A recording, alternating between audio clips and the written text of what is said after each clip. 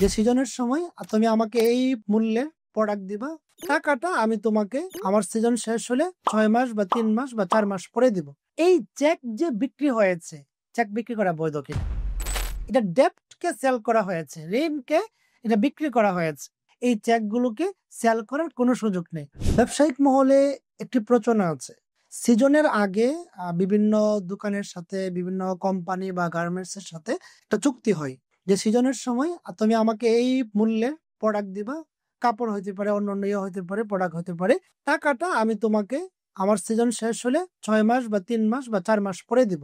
সেক্ষেত্রে একটা চেক লিখে দিয়ে আসে যে একজন ব্যবসায়ী 5 লাখ টাকার পণ্য বা প্রোডাক্ট কিনেছে এবং 5 লাখ টাকার একটা চেক লিখে দিয়েছে এবং ওই চেকের মধ্যে ডেট লেখা আছে আরো 6 মাস পরে একটা নির্দিষ্ট তারিখ। অর্থাৎ এই 6 মাস টাকাটা সে ওই চেক দিয়ে উঠাতে পারবে না, বরং 6 মাস পরে নির্দিষ্ট তারিখেই টাকাটা ওই 5 লাখ টাকার যে অ্যামাউন্টটা ব্যাংকের মাধ্যমে উঠাতে পারবে। এবং ওই সময়ে ওই ডেটেই এই যে ক্রেতা যিনি কিনেছেন কোম্পানি থেকে বা গার্মেন্টস থেকে কাপড় কিনেছেন বা প্রোডাক্ট কিনেছেন, উনি টাকাটা ব্যাংকে জমা করবে। জমা করলে ওই যিনি চেকের মালিক হয়েছেন উনি টাকাটা উঠাতে পারবে। এখন ব্যবসায়িক মহলে যে কাজটা হয়ে থাকে, এই যে ৫ লাখ টাকার চেক একটা উনি পেয়েছেন, যেটা ৬ মাস পরে টাকা পাবেন, ওই চেকটা বিক্রি করে দেন। ৫ লাখ টাকার চেকটা দেখা যায় যে ১ মাসের মাথায় ৪,৫০,০০০ বিক্রি করে দিল বা ৪ লাখ টাকায় বিক্রি করে দিল। তো বিক্রি করে দিলে তার লাভ কি? তার লাভ হলো সে টাকাটা নগদ পেয়ে গিয়েছে।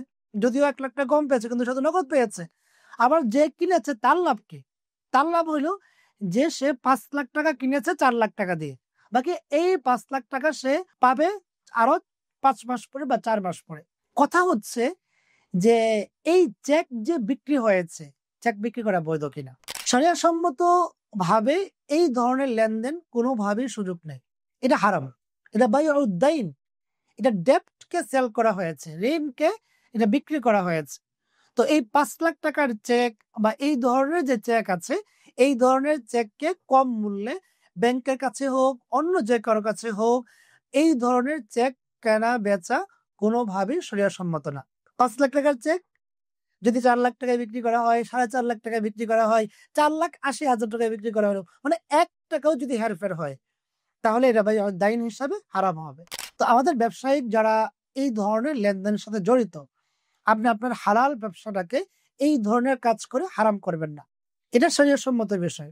শারিয়া কিন্তু অপশনাল না, কিন্তু বাধ্যতামূলক। আমি যদি আমার ব্যবসাকে পিওর রাখতে চাই, আমি যদি আমার ব্যবসাকে হালাল রাখতে চাই, তাহলে আমাকে এই ধরনের বিষয়গুলো মানতে হবে। এবং এই যে বিল ইস্যু হয়, চেক ইস্যু হয়, এই চেকগুলোকে সেল করার কোনো সুযোগ নেই।